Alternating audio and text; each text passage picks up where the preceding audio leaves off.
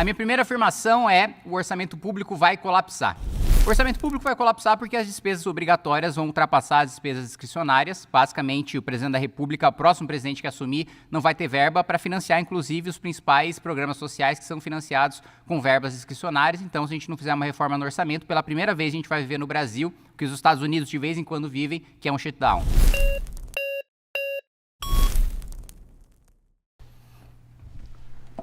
E aí, tudo bem? Beleza? Sou Matheus Crepe, faço parte da Juventude Trabalhista, sou estudante de Economia. E vamos lá, a sua afirmação, né, tem um erro nela, porque ela parte do pressuposto e ela só existe porque a gente tem um arcabouço fiscal, que é um novo teto de gastos. Então, se não limitasse esses gastos, né, que a gente tem, né, no Brasil, como se a premissa fosse excesso de gastos que não tem, a gente não estaria fazendo essa discussão. E segundo ponto, o termo colapsar é muito relativo. Por quê? A gente nunca colapsaria porque a gente emite em própria moeda. Então, né, se você for pegar o professor Luiz Oreiro, né, no livro Macroeconomia do Desenvolvimento, ele vai falar que a gente tem um spread de 250 a 350 ali, né, de risco país. Ou seja, mesmo que, né, os gastos obrigatórios eles sejam maiores do que os discricionários, a gente ainda consegue emitir título. Só que a gente tem que mudar o modelo macroeconômico que o MBL vem defendendo. E a gente tem que diminuir os juros. Então, ele só existe por causa disso e não vai colapsar também porque o governo ele adotou uma medida que é parecida do MBL, que é corte de gastos. E a minha vez de falar quando? Não, só para finalizar, eu passo a bola para você. Então aí o governo já anunciou que vai fazer um corte de 70 bilhões, então ele vai usar para isso. Então, não vai colapsar. Vamos lá. O colapso do orçamento tem absolutamente nada a ver com o arcabouço fiscal, porque são obrigações constitucionais. O arcabouço fiscal é lei complementar. Então, assim, todos os seus argumentos já partem de uma premissa errada do arcabouço fiscal. A preocupação não é furar o arcabouço, porque o arcabouço, mesmo que a gente gaste todo o teto dele, ainda assim o orçamento continua colapsando. Se a gente revogar o arcabouço, as obrigações constitucionais continuam existindo, os gastos obrigatórios continuam existindo. Então, todo o desenvolvimento que você fez partiu de uma premissa errada, porque quando eu falo que o orçamento público vai colapsar, e eu falei isso na minha primeira afirmação, eu estou falando que as despesas obrigatórias vão ultrapassar as discricionárias. Não existe nada de despesa obrigatória ou despesa discricionária dentro do arcabouço fiscal. O arcabouço fiscal é sobre as despesas discricionárias e elas não existirão caso as obrigações constitucionais ultrapassem, Perfeito. como é a projeção da consultoria de orçamento da Câmara para 2027. Então, não tem nada a ver com o arcabouço. Claro que tem a ver, porque o governo ele sempre vai fazer cortes para o gasto obrigatório, ele vai crescer, a gente concorda com isso. Só que se a gente tem a premissa do arcabouço de controle de gastos junto de um tripé macroeconômico, é lógico que ele vai fazer sentido. Os gastos obrigatórios, é lógico, o gasto obrigatório ele sempre vai subir, a gente sempre vai cortar do discricionário. A gente entende que vai sucumbir, só que se a gente tem um modelo de teto de gastos que vai limitar, né, um novo teto de gastos, a gente não vai conseguir suprir. Por quê? Igual o teto de gastos. O teto de gastos a gente teve redução de investimentos. E se a gente não muda, se a gente persegue o superávit primário, a gente não vai conseguir avançar. Por quê? Vou dar um dado muito interessante. Porque o Brasil ele não tem excesso de gastos. Como falou, a premissa do novo arcabouço fiscal é que a gente tem excesso de gastos. Só que 90% do que a gente tem, do que a gente paga de dívida, foi por conta de rolagem. Foi por conta que o juros estava alto e a gente pagou, não foi excesso de gastos. Então, a gente não consegue tirar do lugar e colocar do outro. Então, faz sentido assim o arcabouço. A dívida, vamos lá, mais uma vez, o arcabouço não tem nada a ver. Claro e você que faz tem. uma falsa comparação. Porque o teto... tá no modelo macroeconômico que você defende, claro que tem a ver. O modelo... Calma, filho. Mas o seu modelo, ele aí, defende você falou isso. Já. É superávit. Calma, você tá dizendo claro que eu defendo. Ver, eu vou falar o que eu defendo. Você tá falando o que eu defendo. Calma lá, irmão. Você quer saber o que eu defendo mais do que eu? Calma. Vamos lá. Você fez uma comparação falsa. Porque o teto de gastos é constitucional. O arcabouço fiscal é lei complementar. O arcabouço fiscal vai ser atropelado pelas obrigações constitucionais. Esse é o meu argumento central. Despesa obrigatória não tem nada a ver. Despesa obrigatória não tem nada a ver com a limitação de gastos do arcabouço, porque ela não vai mais fazer sentido, porque não vai mais existir despesa discricionária para você fazer controle. E outra coisa, você falou que a premissa do arcabouço é limitação de gastos. Não é. A premissa do arcabouço, é por isso que a gente discorda dele, é de que falta arrecadação para pagar os gastos. Pode falar agora? Tanto que calma, você falou mais do que eu. Relaxa aí o popoto, que agora é a vez do coleguinha. O que eu falei é o seguinte, não vai mais existir arcabouço fiscal, não vai mais importar arcabouço fiscal, a obrigação não decorre do arcabouço fiscal, porque ela decorre dos gastos obrigatórios da Constituição. Perfeito. Então eu te pergunto, você é presidente da República em 2027, 1º de janeiro de 2027, qual mudança na Constituição você faz para que as despesas obrigatórias não ultrapassem as discricionárias? Então, a primeira mudança que a gente tem que fazer é o seguinte, a gente tem que ver, né, os nossos gastos obrigatórios, que eles são muito altos. Só que eu não vejo problema em fazer uma reforma em si. Por quê? Os gastos, eles aumentam, eles são indexados justamente para a gente aumentar investimento. Educação está subfinanciada, saúde está subfinanciada, segurança pública está subfinanciada. Se a gente fazer uma desindexação, aí que o país vai colapsar. E segundo ponto, claro que o arcabouço tem a ver, ele está dentro do modelo macroeconômico que você defende. A gente tem problema de arrecadação, a gente tem problema de aumento de receita. Então, é lógico que está envolvido nesse quesito. E outro ponto, os 3 países que mais se desenvolvem no mundo, China, Vietnã e Índia, não usam esse modelo do arcabouço. Se o arcabouço tivesse no meu modelo, eu não teria votado contra. Tá, acho que você mas precisa acompanhar mas melhor as minhas você posições. defende teto de gás, que é Não pior tem ainda. Não tem absolutamente nada a ver. Mas o teto de gás Mateus. é pior ainda que isso. Negativo. Valeu. Valeu.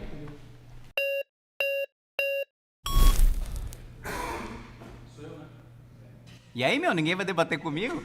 Caralho, tô me sentindo solitário. Boa tarde. E aí, tudo bem? Boa tarde, meu nome é Fausto Oliveira, eu sou jornalista de economia, com especialização em indústria, assuntos de infraestrutura, etc. E, Kim, esse assunto do orçamento que você trouxe aí, cara, você fez uma resposta interessante aí para o nosso antecessor, mas o que eu li da sua resposta, basicamente, é o seguinte, que você está propondo que o descompasso entre despesa discricionária e despesa obrigatória seja pago pela despesa obrigatória, ou seja, está propondo reduzir a despesa obrigatória. Pelo que eu entendi é isso. Em parte se reduzir, é isso, mas só um segundo, se é isso... Só para esclarecer, claro, dá para você desenvolver seu argumento. Em parte é corte, em parte é simplesmente dar liberdade para o executivo. Bom, muito bem. Em cima das obrigatórias. Isso. Mas a maior parte das obrigatórias são despesas vinculadas a atendimentos sociais, previdência, saúde e educação, financiamento de serviços públicos essenciais, etc. Então, em suma, o que você está propondo é que aqueles que são atendidos pelo Estado paguem a conta para que o Estado possa ter despesa discricionária de novo. Esse descompasso existe e você está propondo, então, tirar dinheiro da saúde, dinheiro da educação, dinheiro da previdência, para fazer com que a capacidade financeira do Estado, né, investir livremente aumente. Aí eu pergunto, e o 1 trilhão de juros que a gente paga, né, para rolagem de dívida, não mexe nada nisso? Te respondo, mexe. Na realidade, a economia é maior com o juro, porque a PEC que eu apresentei, ela reduziria o juro de 15% para 7%. Então, a gente teria uma economia aí... Você está propondo reduzir juro na caneta? Não é na caneta. Como, é então? pela economia. Como? Né? É a projeção da desvinculação, porque, vamos lá... A dívida, você quer desvincular a despesa obrigatória para reduzir o juro brasileiro? Isso. Porque automaticamente... não, mas peraí. Então você está colocando o mais pobre para pagar... Peraí. Agora eu quero te perguntar outra coisa. Então pergunte. Você está propondo o mais pobre pagar a conta da redução de juro para o mercado financeiro? Como assim? Não, negativo. Quem tem que pagar essa conta é o mercado financeiro. Negativo. Vamos lá. Quando eu falo de despesas obrigatórias, a gente está falando de R$1 trilhão em 6 anos, 750 bi seria de desvinculação. E veja, desvinculação não significa que o dinheiro... Em 6 anos? Não, calma, filho, você já falou, deixa eu falar. O filho tá calmo, mas eu tô com dúvida. Calma, então, mas calma. calma. Eu tô querendo que você me responda. Sim, mas você fez 2 perguntas e não deixou eu responder, aí você fez uma terceira. Então deixa eu responder as 3 agora. Vamos lá. Primeiro ponto. R$1 trilhão, 750 bi de desvinculações. Isso não significa, em 6 anos, isso não significa que esse dinheiro não vai ser gasto nem em programas sociais, nem em saúde e nem em educação. Só significa que vai ter liberdade para remanejamento. Outro ponto. O que eu estou falando é o seguinte, a medida em si, por a gente ter capacidade de pagamento da dívida, eu não estou nem falando de pagar a dívida, estou falando por ter capacidade de pagar a dívida, a gente aumenta o nosso lastro, a gente aumenta a nossa segurança e a gente diminui o juro com uma projeção de economia de 2 trilhões e 600 bilhões de reais que a gente deixa de pagar em juro para poder fazer investimento, inclusive para as pessoas mais pobres. Então, eu não estou falando de baixar juro na canetada, eu não sou discípulo do Tombini, não sei se você é, eu estou falando na realidade de dar lastro para que a gente tenha capacidade de investimento, para que a gente possa retornar isso para os mais pobres. E outro ponto, a vinculação constitucional de saúde e de educação serve para todos os estados e todos os municípios. Tem municípios e tem estados que têm mais idosos do que jovens, então precisam remanejar o recurso da educação para a saúde. Não faz sentido eu partir da premissa de que eu sei qual que é exatamente a vinculação de saúde e educação que eu preciso impor para os estados e para os municípios. Mas nós dois sabemos que os fundos de participação dos estados e dos municípios é que são administrados pelos governos locais e eles fazem esse remanejamento na administração local. Não é verdade que a mesma proporção de vinculação federal é refletida nos orçamentos municipais? Sim. Não é? Bom, você porque vai fact-check. o Fundo de Participação Municípios e Estados ele permite aos administradores locais fazerem esses remanejamentos e eles Negativo, fazem. Não permite. Agora, você não conhece a lei. Sua proposta, ela tem um demérito aí. que é o seguinte, ela é toda muito doce com quem já vive a doce vida no Brasil, que são os bancos. Porque não mexeu em nada. É duro. Pelo não contrário, mexeu eu tô pagando em nada. menos juro pra ele. Não, mas você... Eu tô pagando metade de Mas juro pro banco. Eles Como não que é, pagaram como que é a bom pro conta banco? desses 20, 30 anos que vivem de rentismo no Brasil. Mas e aí você quer que eu mude o passado, filho? Não, eu quero que quem pague a conta seja quem tem que pagar a conta. Eu não sou doutor estranho, não. Claro que não. Eu posso não, mudar nem é o futuro. eu não sou doutor estranho. E pro futuro, Mudar o que eu posso futuro, fazer é pagar menos juros da dívida. Os você grandes bancos pode pagam menos fazer juros da com que dívida. eles paguem pela correção orçamentária do Brasil. Sim, eles vão pagar recebendo menos juros do Tesouro. Tá bom. E aí significa então que a próxima geração dos brasileiros que vão precisar desses atendimentos sociais vão ficar olhando o rentismo... Né? Pelo contrário, eles vão ter 2 trilhões e 600 bilhões extra. Duvido. Pausa. Ah, mas aí... Fechou. Valeu.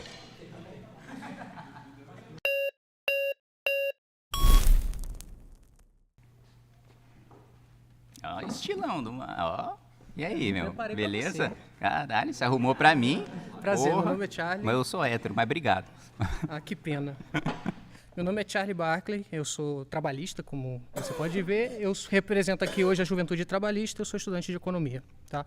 Primeiro ponto, não existe uma relação causal entre o corte de gasto que você apresenta na sua PEC, que é basicamente isso, né? Você quer desvincular os pisos da educação e da saúde, da complementação do Fundeb, você quer desindexar o salário mínimo, né, quer desindexar o salário mínimo tanto do BPC quanto da aposentadoria, que na prática o pobre ele vai receber menos, ele vai ser menos atendido, porque naturalmente você está limitando o crescimento desses benefícios apenas à inflação, né? Ou seja, não vai ter ganho real, ao contrário dos trabalhadores da iniciativa privada. Então, o primeiro ponto é a discordância que a gente tem entre a origem do salário mínimo. O salário mínimo ele não é só um indicador de mercado. O salário mínimo ele também é um indicador de demanda, justamente porque você precisa de uma condição mínima para as pessoas, não só porque isso é moralmente bonito, mas porque isso também é eficiente do ponto de vista prático de como uma economia opera.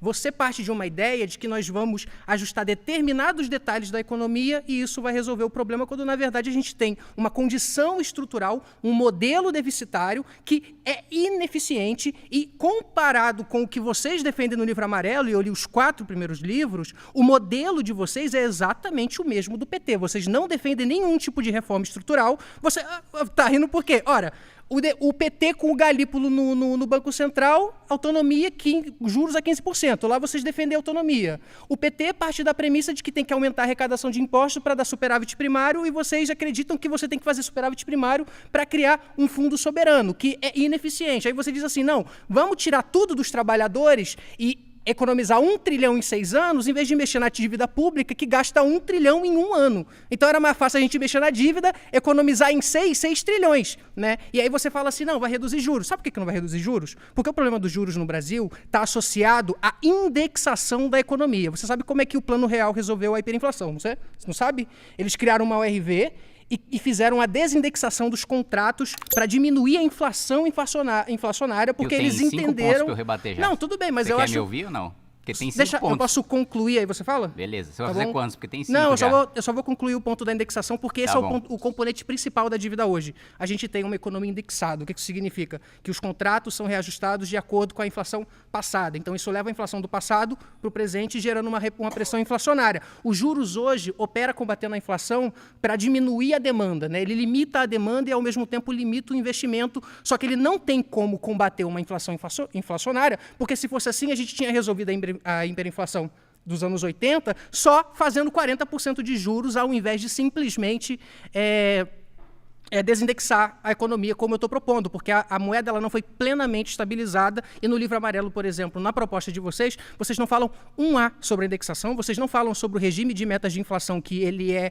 ineficiente para a estrutura brasileira, e parte da ideia também que vocês não falam sobre a inflação de câmbio, certo? Posso falar agora? Pode. Tá, vamos lá. Pô, agora que eu posso falar, vocês vão expulsar ele? É o seguinte, BPC e Previdência não vai ter correção. Onde é que você viu isso? Não está na minha PEC, né? Então você já está falando uma coisa que não existe. Outro ponto, não tem vinculação constitucional para assistência social. Sabe qual foi um dos investimentos que mais aumentaram no Brasil nos últimos 40 anos? Assistência social, que prova que vinculação ou não vinculação não é garantia de que vai ter aumento de investimento ou de que na PEC aquilo tá que... Calma, filho, você falou uma hora. Você falou uma hora, agora segura. Da sua PEC segura tá o balanço, um segura o balanço. trilhão da sua... Segura, não, você vai deixar eu falar? Você está mentindo. Não, trilhão amigo, da sua você mentiu tá em uma cima. hora aí. Pausa, Fechou. Charlie. Foi expulso já? Ele foi votado, ele foi Puta votado. merda, então Mas o cara ele... fala Mas tudo, termina, pode o terminar. cara fala tudo e ele é Não, expulso, aí eu não termina, homem. respondo. Termina, que bom. homem. Tá, Mas vamos fazer o seguinte. BPC e Previdência. Pode ir? Não, vamos fazer o seguinte, o Charlie foi votado, ele pode votar na cadeira, responde os pontos dele elencados e eu faço uma nova contagem para a próxima pessoa. Tá bom, beleza. Então vamos lá. Já falei que PPC e Previdência não vai ter correção, mentira, não está na PEC em nenhum lugar, e eu já falei que não teve vinculação para assistência social, investimento em assistência social aumentou do mesmo jeito. Concordo com você que o modelo deficitário é ineficiente, é exatamente o modelo que o PT opera. Outro ponto. De vocês. Vocês defendem a mesma coisa que o PT, vocês defendem a autonomia. Quem disse que o PT defende a autonomia? O PT é contra a isso? O autonomia. Haddad tá no seu colo, O PT votou contra a autonomia. Deus o livre da data no meu colo. A data tá no meu bolso aqui, que não para de me taxar. Mas o meu ponto, eles são contra a autonomia. Eles votaram contra a autonomia. De onde você tirou que a gente defende a autonomia e eles também? Não, isso não existe. Então você mentiu Não, eles objetivamente. votaram contra, mas no final das contas mantiveram. Quem? Votaram, Quem? eles não têm Vai- voto. vai- Eles não têm voto para rebater. Vamos lá.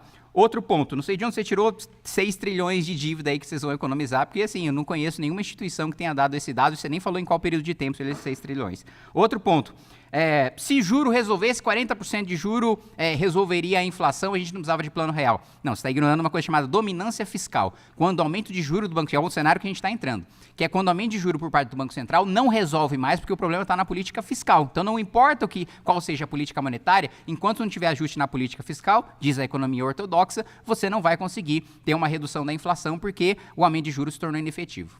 E nem uma palavra sobre desindexação. Vocês fizeram o que não dá pra fazer e a gente já baniu gente em zona de fluxo por isso, tá?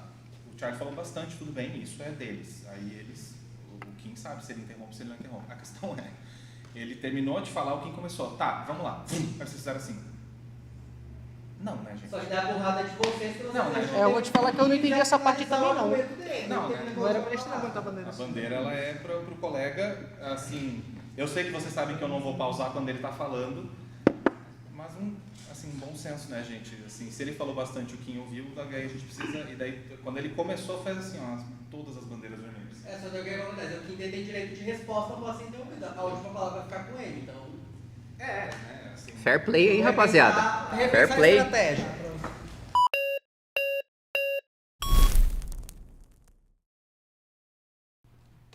Nossa, um gentleman. E aí, Boa tarde. tudo bem? Boa tarde. Eu sou o Loconte, economista e analista político, e tanto eu quanto os meus colegas aqui vamos concordar que o orçamento público brasileiro precisa de uma reestruturação, mesmo porque aqui ninguém é petista, né? Ninguém defende o modelo atual.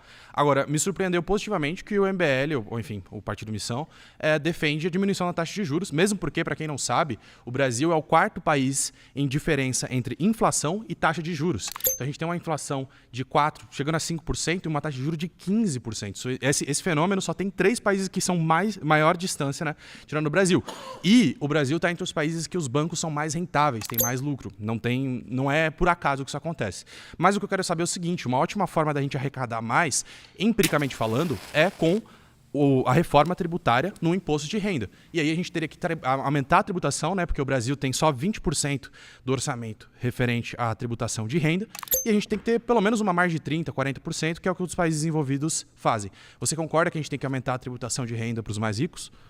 Eu não acho que a gente tenha que aumentar a carga tributária de maneira geral, né? Primeiro que acho que a gente precisa se comparar com os nossos pares, países emergentes, porque se a gente aplicar diretamente a carga dos países desenvolvidos, primeiro eles ficaram ricos, depois eles aplicaram a carga. Pode ser progressivo. A gente não pode ficar pouco competitivo em relação aos nossos pares, como a gente está hoje, né? Como você vai na Faria Lima, você compra uma carteira de investimentos, eles já vêm na cidadania paraguaia ou uruguaia para você pagar imposto lá. Então, não dá pra gente mexer nisso. Agora, o que eu defendo, porque de fato, eu também defendo o modelo que a taxação está mais concentrada em lucros e dividendos e na renda do que no patrimônio e no consumo. Acho que o imposto Maravilha. do consumo é um dos piores, você vai concordar comigo, Concordo. porque penaliza justamente os mais pobres. Então, na minha avaliação, primeiro, não deve ter um aumento em nenhum imposto. Na realidade, porque o nosso imposto sobre renda, ele já é alto em relação aos nossos pares, Não é. países em 27,5. desenvolvimento. Pausa.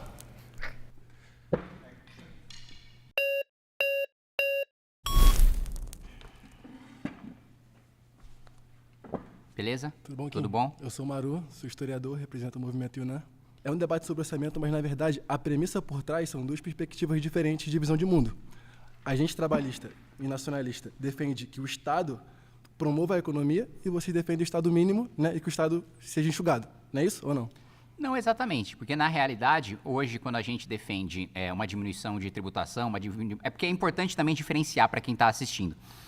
Nós somos contra o excesso de gasto, nós não somos contra investimento público. Investimento é aquilo que dá o retorno no futuro, gasto é aquele que você gasta correntemente e não existe um retorno para o futuro. Na realidade, você está, e muitas vezes, o que eu falo, quando a gente tem um excesso de gasto, a gente sacrifica as futuras gerações em nome de benefício para as gerações presentes. Por isso que eu defendo o investimento. E qual a sua definição de gasto? O que seria gasto para você? Gasto é a definição ortodoxa de gasto, né? Aquilo que não dá um retorno no futuro. Então, gasto, educação, saúde, segurança para você é gasto ou investimento? Depende. Pode ter gasto e pode ter investimento em segurança. Por exemplo, pagar a folha de pagamento para a Polícia Militar é gasto. Construir um batalhão é investimento. Da mesma maneira, construir uma escola é investimento. Pagar os salários correntes são gasto. Da mesma maneira, saúde, né? Os gastos com insumos correntes são gasto. Investimento é eu comprar um tomógrafo, é eu comprar um eletrocardiograma, é eu comprar equipamentos de saúde. Então pode ter investimento e gasto em todas as áreas. E se eu te falar... Pausa. Meus seus colegas aí, não é culpa deles, não.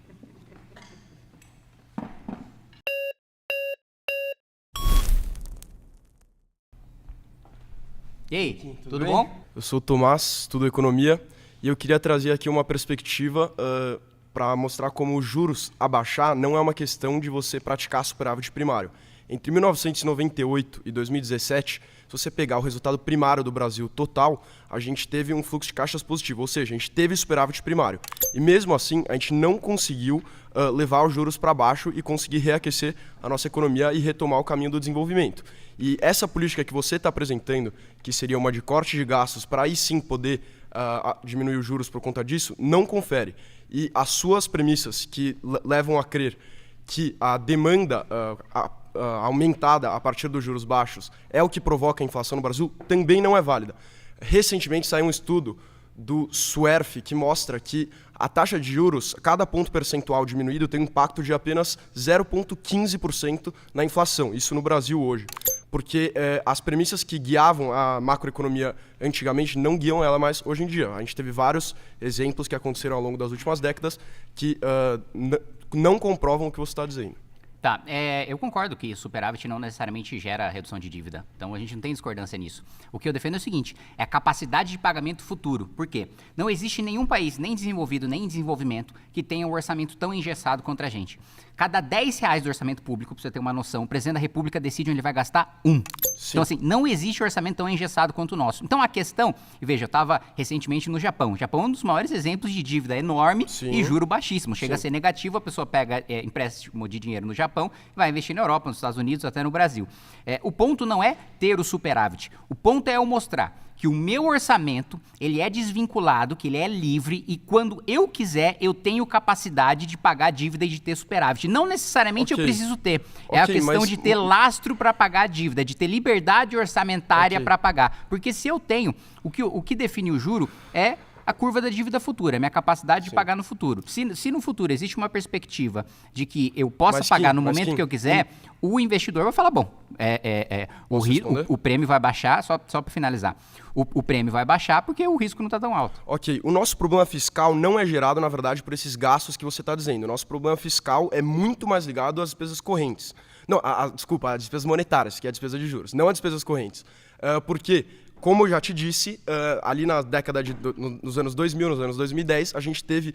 O nosso problema não foi o déficit primário. Nos gastos primários do governo, a gente conseguiu ter um superávit. Então, o nosso problema fiscal não é um problema corrente, não é um problema de gastos e não é um problema das despesas obrigatórias que você está falando. Na verdade, é um problema monetário, é um problema dos nossos gastos com juros, que hoje representam 45% do orçamento público. E o modo pelo qual a gente conseguiria combater esse problema fiscal seria abaixando juros, claro, com muitos cuidados macroeconômicos para evitar uma pressão inflacionária. Tá, quais cuidados? Como é que a gente reduz o gasto monetário sem reduzir o gasto fiscal? Ok, por exemplo, hoje a gente tem uma inflação de custos e uma inflação inercial, como já foi falada por outras pessoas aqui. A inflação inercial é aquela que falaram sobre a indexação da economia. Para a gente conseguir combater esses tipos de inflação, não é diminuindo juros. Como eu te disse, o impacto é muito mais baixo do que você está fazendo parecer. Na verdade, para a gente conseguir diminuir essa inflação, seria com outras políticas, por exemplo, substituição de importações, para conseguir manejar em momentos de crise, como foi depois da guerra da Rússia russo-ucraniana, que a gente teve uma inflação de custos e a alta dos preços dos fertilizantes globais causou uma inflação muito forte aqui no Brasil, por conta dessa alta de preço. Então, essa inflação de custos não é combatida com você sufocar a demanda agregada da economia. Sim, mas eu não estou falando de inflação. Eu estou falando de gasto público. Você está falando de gasto público. Eu estou falando de gasto público corrente. Eu já te e como a gente baixa o monetário sem baixar o fiscal. Porque assim, mas nenhum peraí, país... Então, olha você só, concorda comigo que o nosso problema fiscal é oriundo de despesas monetárias... que é um dos problemas, sem dúvida. Desde 1995 é um dos problemas. que a gente... Agora, não dá para reduzir o monetário sem reduzir o fiscal. Não existe exemplo no mundo que isso tenha acontecido, que isso tenha dado certo. Veja, a gente já teve essa experiência de tentar reduzir o monetário sem reduzir o fiscal. Foi a política do Tombini. A política do Tombini fracassou. Você afirmou num debate em 2022, acho, na Inteligência LTDA, que a razão da inflação no Brasil era a expansão da base monetária. Certo. Certo. Você ainda acredita nisso? Sim. E o fato do quantitative easing e de vários outros experimentos ao longo no mundo inteiro terem descomprovado essa premissa da teoria da TQM, né? Você não mudou de opinião depois disso? Depois do Japão ter expandido sua base monetária em 548%, do Reino Unido em mais de 1.000%, os Estados Unidos em mais de 800%, inclusive na crise de 2008. É engraçado que quando é para resgatar o mercado financeiro, vocês são a favor... Não, desculpa, vocês não são a favor. Quando é para resgatar o mercado... bom. Porque eu sou contra bailout. Isso é moral hazard, né? Bom, isso gera um incentivo então, perverso. Porque aí o banco assume risco, né, com o nosso dinheiro, aí o banco público vai lá e lasca com o bolso do Quando trabalhador. se expandiu a base monetária em 8 vezes, por que não houve pressão inflacionária, considerando a sua premissa de que a inflação é ocasionada pelo aumento da moeda em circulação? Porque teve crise, não teve investimentos, não teve consumo, né? A economia mas estava você fria. não concorda com a TQM? A economia estava fria, a inflação naturalmente vai ser baixa. Então você concorda, você discorda da TQM, não, então? Vamos lá.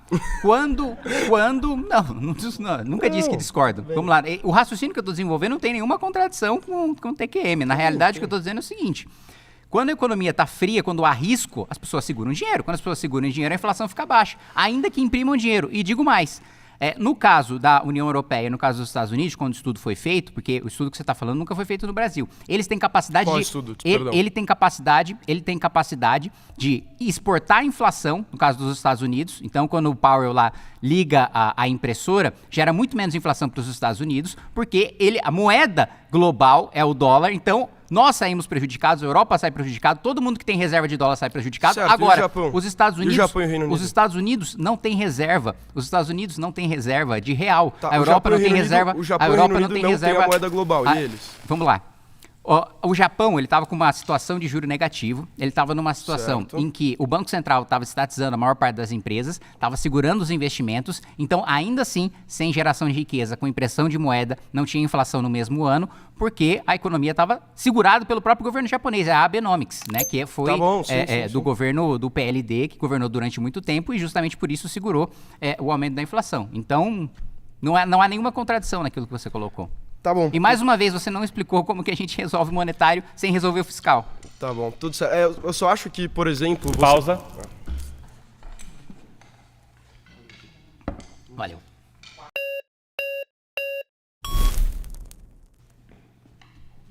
E aí? Prazer, Eric. Da hora a camiseta. Gostou? Brasil, pô. Meu nome é Eric Porto, sou estudante da área de Relações Internacionais e sou fundador do Instituto Brasil 21. Deputado, quando a gente conversa sobre orçamento, é muito curioso ver que a perspectiva de vocês geralmente leva para um lado bastante fiscalista de sempre olhar para o lado do corte de gastos, sem muitas vezes compreender que muitos gastos são multiplicadores, né? Multiplicador de renda, multiplicador de investimento, de arrecadação do Estado também. E aí eu acho curioso que vocês, quando vão olhar para a questão de orçamento, falar de orçamento é sempre pela mesma perspectiva do corte de gastos, esquecendo que o orçamento brasileiro está completamente comprometido. Para trazer dados atualizados do orçamento de 2026, 61 bilhões que vocês, deputados, vão fazer de emenda parlamentar e apenas 6 bilhões para a universidade pública, por exemplo. E aí, olha que curioso, você lançou uma PEC uma vez que fala da bomba atômica, né, da necessidade de você construir uma bomba atômica no Brasil, dada toda a instabilidade que a gente tem no mundo, mas não vai ter bomba atômica se não tiver mais investimento na universidade pública. Né? Então, assim, é muito engraçado quando a gente fala de orçamento, é muito curioso ver só a perspectiva fiscalista que vocês colocam no debate, ignorando a importância de alguns gastos do ponto de vista multiplicador de renda, de arrecadação, de investimento. Tá, vamos lá. Primeiro eu votei contra o orçamento, né? Porque aí você colocou vocês, deputados, parece que, né, a Câmara não é una, né? Não é igual o Ministério Público, que a decisão de um promotor é a decisão do Ministério Público, né? A Câmara possui uma pluralidade, eu sou de oposição, eu votei contra o orçamento, eu votei contra as emendas, então não faz sentido se eu colocar no meu colo. Outra coisa, a minha PEC mexe com emenda, a minha PEC corta emenda. O meu posicionamento, aliás, é que não deveria ter emenda. Nos países desenvolvidos, o parlamento fiscaliza e o parlamento legisla. Você podia não gastar com emenda também, seria uma boa. Como é que é? Você podia não gastar com emenda também, seria uma Não, boa. mas a emenda é impositiva. Ela não vai reverter para pagamento de Você dívida. falou que é contra a emenda. Ela não vai reverter para pagamento de dívida. Ela é obrigatória constitucionalmente com uma parcela da receita corrente líquida. Então, não é um gasto que eu faço emenda. Aí eu vou entrar num ponto que eu estou defendendo aqui. Aumento de investimento para diminuição de gastos. As minhas emendas vão para investimento. As minhas emendas não vão para gasto, né? Então, não há promoção de gastos. Bastante heterodoxo não da há, sua parte. Não há promoção. Não, bastante ortodoxo. Heterodoxo, né? mais Não. investimento, claro. Não, o quê? É o papel do Estado na economia. Não, pelo amor de Deus, Milton Friedman defendia benefícios setoriais e defendia investimento com base no capital público, né? Não tem nada de heterodoxo disso, pelo contrário, boa parte da economia Não, eu acho que o você Marcos privilegiar- Lisboa defende isso. Eu acho que a você escola do privilegiar INSPER mais defende isso. investimento não é muito ortodoxo, O Henrique não. Meirelles defende isso. Assim, não tem nada de heterodoxo nisso. Assim, não sei de onde você tirou. Tem capacidade de investimento público, pelo contrário. Toda vez que tem um artigo do Marcos Mendes na Folha de São Paulo, toda vez que tem um artigo do Marcos Lisboa, é sempre para cortar gasto obrigatório para aumentar a capacidade de investimento. Não existe nada de heterodoxo nisso. Pelo contrário, construção de infraestrutura nos Estados Unidos, boa parte foi investimento público. Não tem Você é nada a de favor? heterodoxo. Você é a favor? Pausa. Óbvio. Que bom. Pô, aí nós concordamos. 2 minutinhos, vamos ver quem é o Max Verstappen. Ah, o Max Verstappen é o Tamir.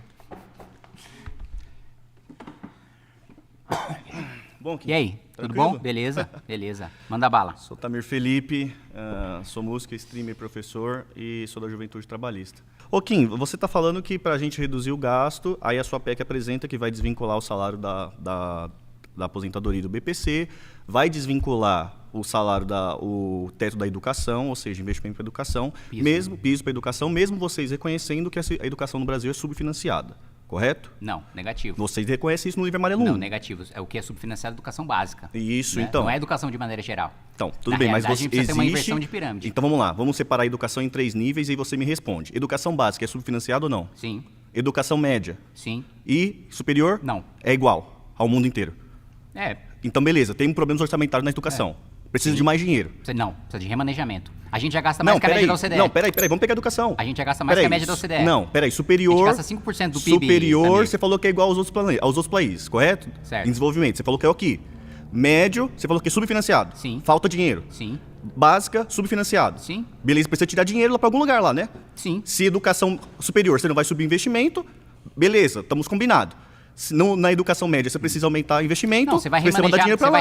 Você vai remanejar. Primeiro, você vai melhorar a gestão daquilo que é gasto hoje na base e Dentro na da média. educação não tem, a gente já concordou com isso, né? Não, melhorar a gestão? Não concordei Não, com nada. concordamos que tem que melhorar a gestão. A questão é, o vamos lá. orçamento pro superior não tem de onde tirar, porque Vamos já lá. está igual. Não, tem como tirar sim. Você vai Tem como tirar sim. subfinanciar o A superior? proporção, não vou subfinanciar. A proporção do ensino superior está muito desproporcional em relação Você ao está básico falando em que o relação ensino ao médio. superior brasileiro Eu tô tem falando- mais financiamento do que o resto da OCDE? Eu estou falando, sim, em média sim. Mas não é isso que o livro Proporção- amarelo como fala. proporção do PIB, O livro sim. amarelo não fala isso. Sim, o livro amarelo, o fascículo do livro amarelo, O né? livro É um amarelo debate interno. reconhece Vamos lá. O livro amarelo é o na fascículo do comparação livro amarelo. internacional. É um debate interno Não. da gente consolidar o nosso programa. Então vocês não têm um programa. Hã? Vocês não têm um programa. Não, a gente está formulando o livro amarelo. Então vocês não têm um programa ainda. Isso, a gente vai ter esse Tá ano. bom, então. Beleza, vai lá. Então vamos lá, vamos formular junto. De onde a gente vai?